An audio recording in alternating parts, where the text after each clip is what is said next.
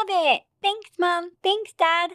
cried out Ava as she hugged the stuffed doll. They had gotten it at a garage sale at a very reasonable price. Her parents smiled down at Ava and took her home. She had never been so excited. It had been a few days. She played with the doll, ate with the doll, watched TV with the doll, slept with the doll, and carried the doll absolutely everywhere. It was then that her mother, Emma, began to notice strange idiosyncrasies regarding the doll. She would tuck Ava into bed at night, hugging the doll tightly. However, as the night went on, when Emma checked on Ava, she started to find the doll in completely different positions, often far away from Ava, whilst she was still sleeping. Sometimes it would even be sitting upright on the bed, with its smiling face turned towards the door. The new doll started to make Emma restless at night.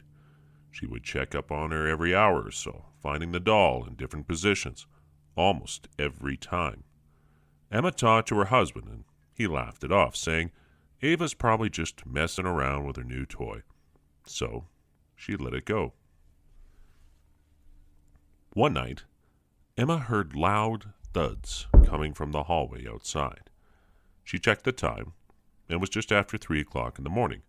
She went running into Ava's room where the sounds seemed to be coming from. To Emma's horror, Ava lay on the bed with her face ripped open.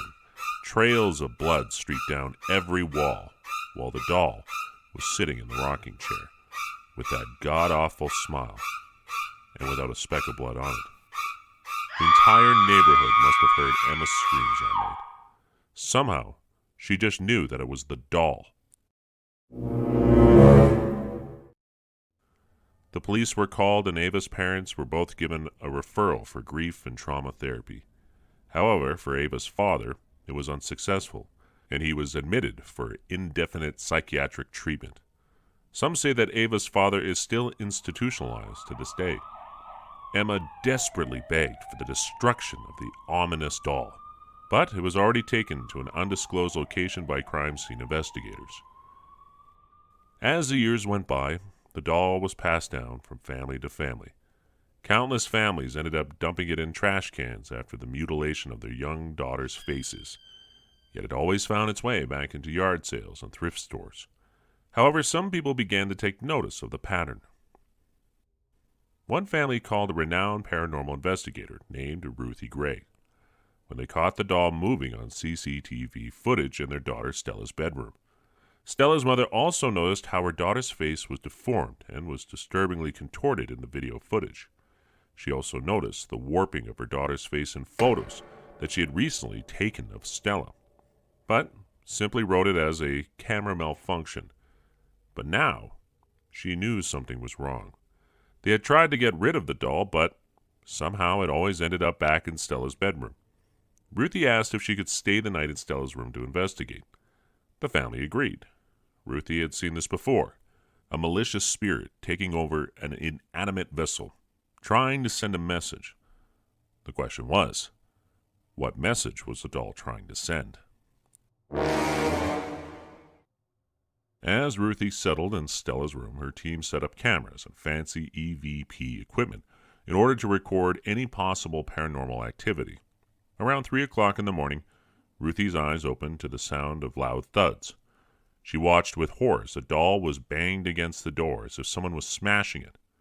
Ruthie tried to grab the doll, but when she finally got a hold of it, she was violently thrown into the back of the room. After all that noise, Ruthie's team and Stella's family came running into the room. Ruthie, sore and bloodied, sensed something. The doll was gone. Stella. Stella's in danger. She yelled. A loud, violent scream vibrated throughout the house. Everyone ran to the master bedroom, where the sound appeared to be coming from. To everyone's horror, Stella lay limp on the bed, deep scars engraved on her face. Blood splattered throughout the room like a slaughterhouse.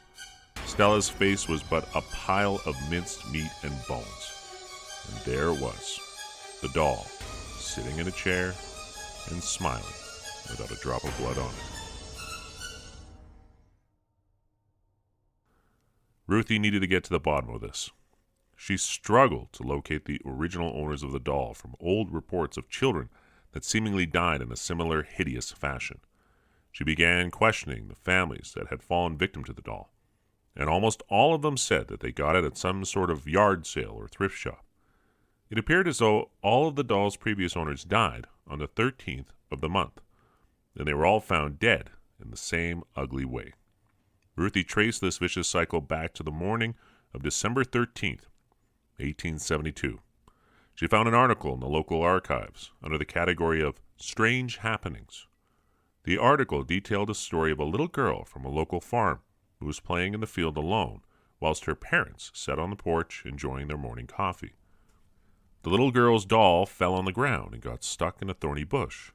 While she struggled to get it free, she was hit in the face with a plow and was killed instantly. She lay in the field dead and bloodied with her face brutally disfigured. The grief was just too much for her parents, and they decided to donate all of her belongings to charity. The family then sold the house and moved away, never to be heard from again. Ruthie believed that the restless spirit of the little girl that died in the farming accident haunts the doll she once owned, jealous of anyone else playing with the toy that was once hers. Ruthie decided to have an exorcism performed on the doll, and then proceeded to lock it away in a large safe that she stored in her attic. Months went by, until one morning, Emma had heard the news of a suspicious death of yet another young girl. She heard the news and how her face was found viciously mutilated. As it turned out, Emma had been following the case of Stella and instantly decided to get in contact with Ruthie. However, when she called her, Ruthie didn't pick up. Worried out of her wits, Emma found her address in the Yellow Pages and drove to Ruthie's house. After a few bangs on the door without an answer, she opened the window and climbed inside. And there was again the same horrifying sight. Painful deep cuts to Ruthie's face made her unidentifiable, and all of Emma's painful emotional wounds were torn open in the split second. A hysterical Emma searched the house for the doll, when she finally decided to check the attic. But when she got there was nothing but an open, empty safe.